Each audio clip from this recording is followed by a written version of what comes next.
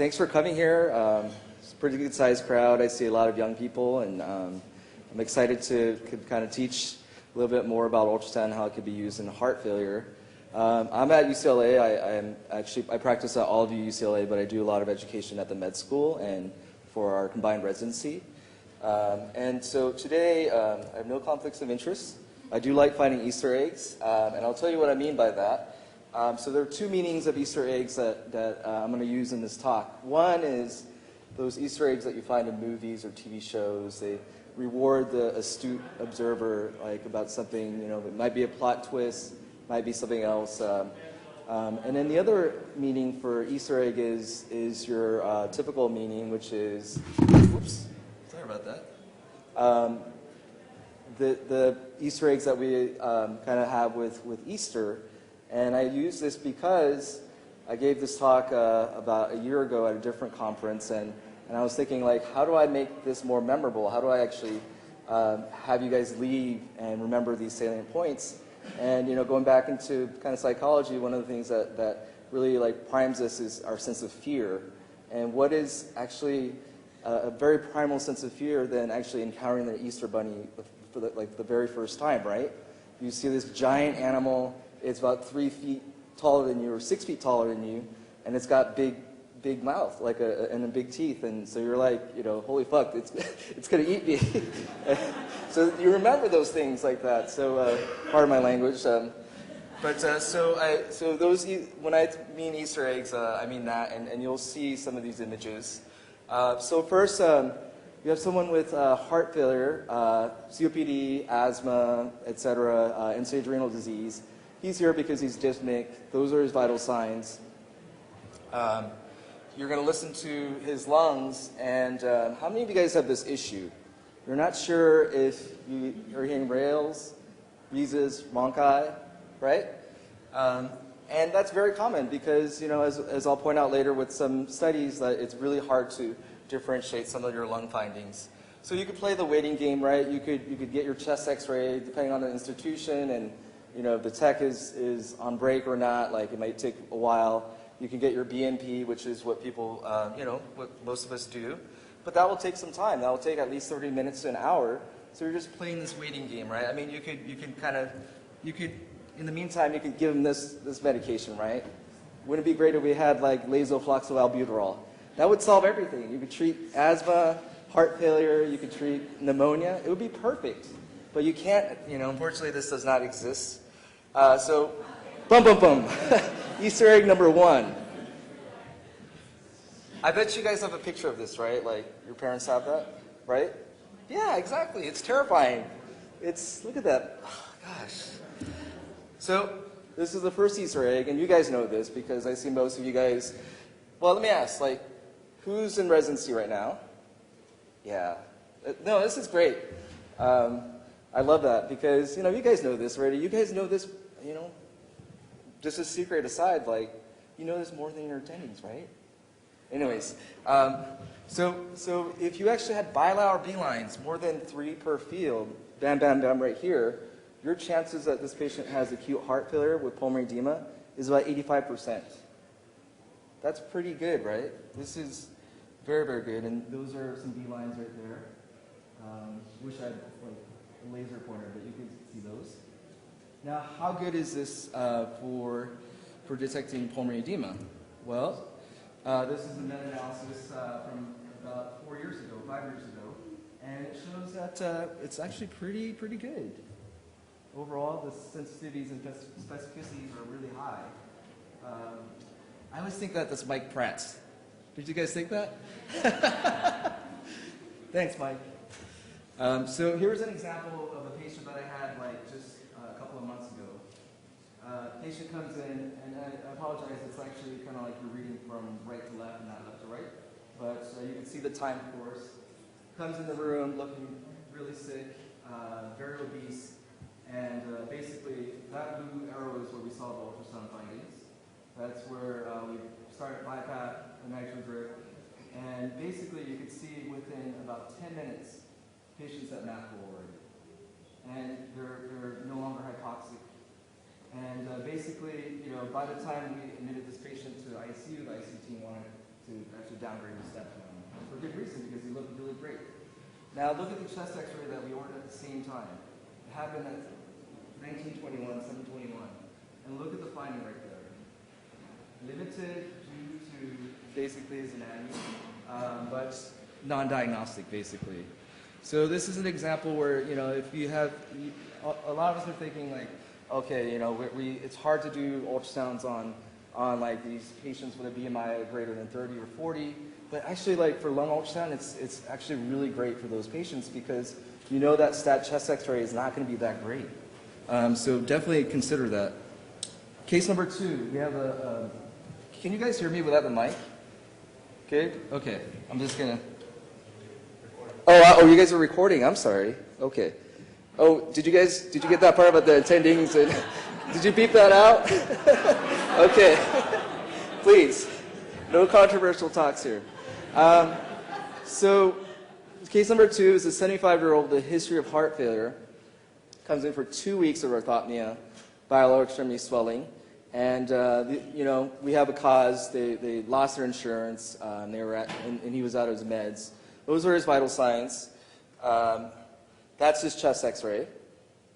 So we all agree that there's cardiomegaly and there's a lot of fluid in both lungs. Now, how would you manage this patient? Tell me, throw something out. Lasix? Perfect. You give Lasix and nitro. But the patient's BP drops to 80/60, becomes altered, and now he has cardiogenic shock. WTF, right? So you start norepinephrine, you have to admit him to ICU.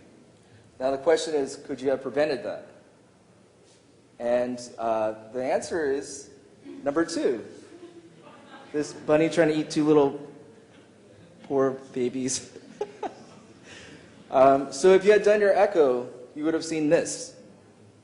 And that would have told you that, hey, you know, I can't do nitro, and I really, really have to think about considering actually an inotrope at this point, like something like dobutamine and dopamine, or dobutamine and norepinephrine, because this patient actually has something called low BP heart failure or brittle heart failure. And this is actually, I'm not going to cover this, but if you guys have a chance, take a look at this review article, because this is the foundation of the talk, because really the central premise is that, first, acute heart failure is not congestive heart failure. It's completely different. And acute heart failure is just not one single entity. There are different phenotypes or different presentations. And you have to remember this, because if you don't, you're going to be hurting your patients. Okay? So, does the physical exam help you? Short answer, not really. So, rails. What is the likelihood that if you have rails that they have heart failure? 69%. So, third of the cases, actually it's from something else. What about peripheral edema? What's the likelihood that they have that? Again, about 67%. Now, if they don't have that, there's still about 50% chance that they actually have acute heart failure. So this is why it is not very helpful. And mind you, this study is actually from a cardiologist. So these are internal medicine residents and physicians doing these assessments. This is from New England Journal of Medicine. This tells us that you cannot tell the difference between systolic dysfunction and isolated diastolic dysfunction. There's just no way. You can't tell. You know, just basically this shows that there's nothing that stands out in terms of the signs or symptoms. So I'm going to skip this a little bit because I know you guys know this already, but normal, basically moderately depressed. The only thing I would say is that I know this might be controversial, but don't do EPSS. There's no reason for you to do that. It's like you're taking like a Mozart, or not, like a Monet painting, and you're basically taking a black and white picture of that, faxing it, and that's your EPSS. Whereas you have the Monet in front of you. And the comparison is that you have your brain. That's the best computer that you have, and you can definitely quantify or at least estimate LV systolic function just by eyeballing. That's what cardiologists do, and that's what you should do. So case 3 is someone who comes in, has a history of hypertension, CKD, and heart failure, 6 hours of symptoms, acutely hypertensive, tachycardic, hypoxic. And this is, can tell me, so we see B lines right here, but what about the personal long axis? Anything that stands out?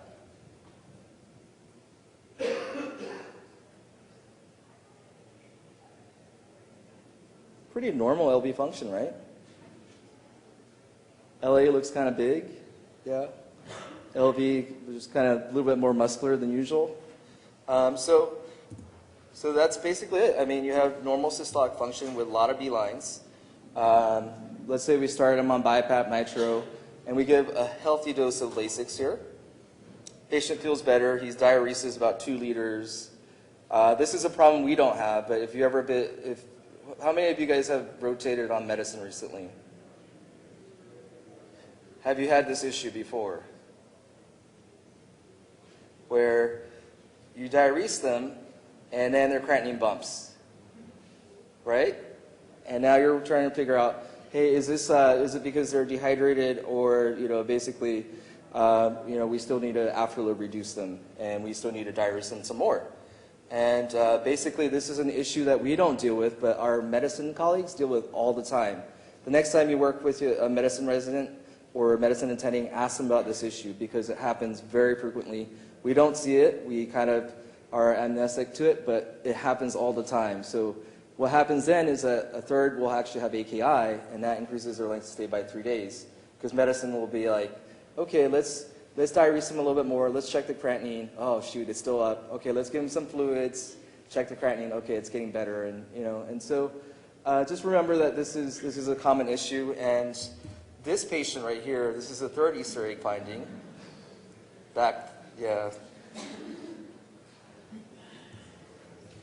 This patient actually has flash pulmonary edema.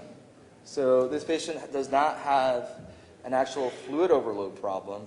He actually has a flow redistribution problem and an afterload problem. And so these patients, if you actually get the history, they usually have acute onset dyspnea within hours or less than a day. And these patients typically don't have peripheral edema. They have all edema in their lungs. And if you have these patients, yes, you could give a dose of Lasix, but don't get too aggressive. And let your medicine colleagues know that this is what it is too. Don't let them get too aggressive with their diuresis. They need afterload reduction. And basically, with afterload reduction, these patients actually improve the most out of all the phenotypes of acute heart failure. They can actually go home usually within a day. Unless you diurese them too much, and then they'll stay an extra 3 days. All right, case number 4 is a 42-year-old man with a long smoking history, obese, and he's been short of breath for a week. You see this in his IBC, big and plump. What about this? What do we see on lung ultrasounds? A-lines. Do we see any, what does that mean? Yeah, it's pretty much normal. Is that what we expect? So yes or no, depending on where I'm going with this, right? So you get fancy, right? Like you get this great apical 5-chamber view, and this is what you see here. Are you guys doing sonar games? All right, this will probably come up. Who knows what this is? You raise your hand right there. Tell me what it is. That is close, but it's McConnell sign, and that is essentially RV hypokinesis with the apex that's either normal kinetic or a little bit more dynamic. So it's apical sparing of the RV apex, or apical sparing of the right side. And what does that tell you?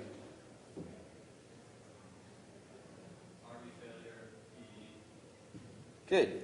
So it is RV failure, but it's not specific for PE. And this might also show up in sonar games. I have nothing to do with it, but this is something that can be very interesting to remember. It's not specific for our PE at all. Classically, it's been described that way. I was taught that way when I was a resident, but it's not. you actually have to rule out MI and worsening pulmonary hypertension, especially RV infarct. And if you want to, you can look at this very good study by Casaza from about 15 years ago.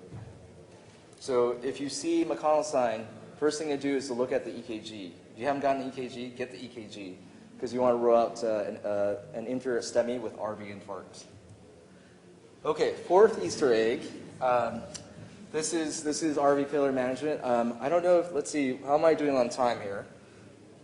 I've got some time. I think like I'll spend the last 10 minutes on actually role playing if you guys want. You guys want to do some role playing? Yes? Okay.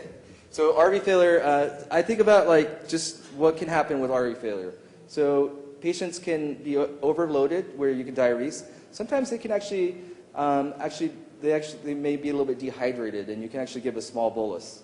If the right ventricle is down, this is where actually TAPC is helpful if you guys are familiar with TAPC or S prime of the tricuspid annulus. You can give some norepinephrine to increase the contractility. If you have pulmonary edema, you actually are going to have increased right ventricular afterload, and so the answer would be to diurese. If you have, this is not HPV as in papillomavirus, this is hypoxia-induced pulmonary vasoconstriction. So patients that are hypoxic, they tend to vasoconstrict their pulmonary vessels, and that worsens their heart failure. So avoid that, avoid atelectasis, and the treatment is to actually give some vasodilators. Now, if it's left-sided causing right-sided heart failure, this is where you can increase contractility, and you know, if you're at a shop where you can do ECMO, this is where you can potentially do this when WSHTF. Common things like, you want to look at the past echo if there's a report. That is very helpful because oftentimes the echo findings don't really change. We know they find the precipitant, and in general, the duration of symptoms will equal the duration of treatment. So if you have someone who comes in with like less than a day of symptoms, they're probably not that fluid overloaded. They're actually probably afterload compromised. So you just think about that. And vice versa, if you have someone who's had like 2 weeks of worsening symptoms, don't get too aggressive with diuresis because you're going to cause AKI and potentially hypotension. All right, here's a bonus. This is a common problem that we have. We know from our medicine colleagues, our cardiologists, that about half the time the patients that we admit with heart failure, they can be discharged from the ED. It's, if you look at it here, that's the largest registry. It shows that, and other subsequent studies have shown that too. But we admit 90% of our patients with heart failure. Who's discharged someone with acute heart failure from the ED recently? Not you. Okay, you guys, a couple of you guys, but most of us, like, we'll admit them. It's like almost a slam dunk diagnosis of admission. But you know, just, it's not something that we should be doing. How many of you guys have seen something like this? All right.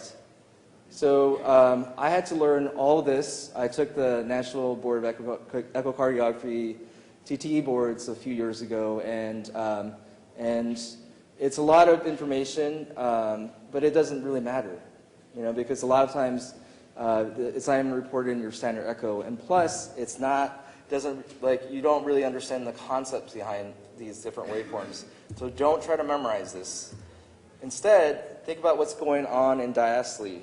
So you actually have an early diastole phase where the LV is actually expanding, and it causes a suction effect. It actually causes negative pressure in the LV.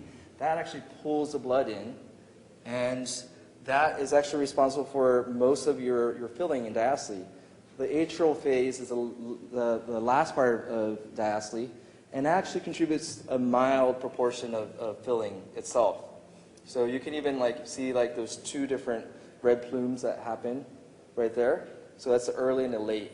I guarantee if you do this at home or at your school or your ED, you could slow it down and you could see your own phases of diastole. It's great when you teach medical students that. So remember, there are two phases and there are two forces behind those two phases. There's one force, the relaxation or expansion force, and then there's a pushing in the last phase. And this is where we get like this idea about like E and A and E prime and A prime, because they correspond to the flow of blood, and the E prime corresponds to the movement of the muscle itself during those same phases. And I'm not going to go into like the different waveforms because they don't matter. Just remember that, I know this is taking you guys back to like basic sciences. Just remember that relaxation is not passive. That's a common misunderstanding. Relaxation is the most energy intensive part of the cardiac cycle because you need an ATP to unbind the ADP. And this is where, if you understand that, you'll understand the difference in terms of diastolic dysfunction. And so this is what happens when you are trying to pull, but now you actually have impaired expansion or relaxation. Now you actually are starting to have troubles with filling the LV, and as a result, the atrial phase, the late phase, is actually kicking in, and it's actually trying to compensate. Now, what happens over time? Well, the atria is kind of like like a puny little guy, right? Like he can't really compensate for very much too long. So this is what happens to the left atrium over time. As the left atrial pressure rises, when you open that mitral valve, everything rushes in. So now we've actually gone from pulling, active expansion, to pushing. And that is the concept that you guys need to lead with. It's going from pull and push. This is where you guys could do role playing if you guys want to do. Someone want to be like the left ventricle and someone want to be the left atrium? Come on, do we have volunteers? Raise your hand if you want to volunteer. Left ventricle. Who wants to be left atrium? No one? He's going to be out there by himself. You guys could be pulmonary veins too and lungs. Perfect. So come up here. Actually, we're going to go maybe right here in the center of the room, because I think this is where it's going to be real. I think you're going to be LV. You guys are both big men, but you could be LV and you could be left atrium, okay? So I want you to hold on to his hands, and I want you to kind of gently pull, and then at the very end, I want you to just kind of push a little bit. Go ahead. No, you're going to pull because you're LV. So go early and then push a little bit. Perfect. That's the normal cycle. Now, I want you to do it a little bit more aggressively. There you go. There you go. Perfect. Now, during impaired relaxation, you're kind of getting tired, so you just pull a little bit. And this is where you need to kick in and push a little bit harder, okay? Yeah, that's right. So that's why the E wave is lower than A wave if you have that morphology, and that's why E prime is lower than A prime if you have that on tissue Doppler. Now, we're going to go into diastolic dysfunction. So now you're just not moving at all. So you have a lot of atrial pressure. And if we actually had pulmonary veins on both sides, you're going to push me away because the left atrial pressure builds. You're going to push me out of the way while you push Gary right here during early diastole. Go for it. Oh, like that, right? That's what happens in acute heart failure. And this is a concept that everyone needs to remember, because I know we're running out of time, but this is where you actually go into diastolic dysfunction with elevated left atrial pressures. You go from pull and push to basically push and push. And so why? And then you have the sequelae. You have pulmonary edema. You have right-sided pressures. All those are factored in these advanced calculations that you do. The cardiologist does. Thank you guys. Actually, show applause. You guys are great. This is what happens. But if you don't understand the concept, you're not going to get it. You're not going to get it. So this is what happens for all of our patients with acute heart failure. And the good thing is that it's reversible. What does that mean? Why should we think that it's a good thing that it's reversible? Well, there are a lot of things that we reverse in the ED, right? We reverse hyperglycemia. We reverse a high blood pressure. We reverse tachycardia. And all those things, a lot of those patients we can discharge home. So this is what I propose, and it's backed by. If you ever do a search for E to E prime, this should be an acute heart failure vital sign. And the idea is that if you're E to E prime, which is essentially the proportion, the flow divided by the actual velocity of the muscle during that same period, if that is low, that means that they don't have acute heart failure. But if it's high, then they do have acute heart failure. And you can actually do this before you give treatment, reassess, and if they actually have normal left atrial pressures, you can send them home. This is something that, it's very frontier right now, and I think Dr. Favreau is kind of doing some work with that. But think about that. Think about E to E prime. Look that up. It is the most sure thing in echocardiography than anything else. Look that up. They've done it on tens of thousands of Danish patients, looking at 10-year mortality. They've done it on post-MI patients, the MERGE, meta-analyses. There's just so much data on E to E prime. Look that up. With that said, thank you for your time. If you guys have questions, email me. I'll be out in the hallway if you guys want to talk, and that's my Twitter feed. So thank you again.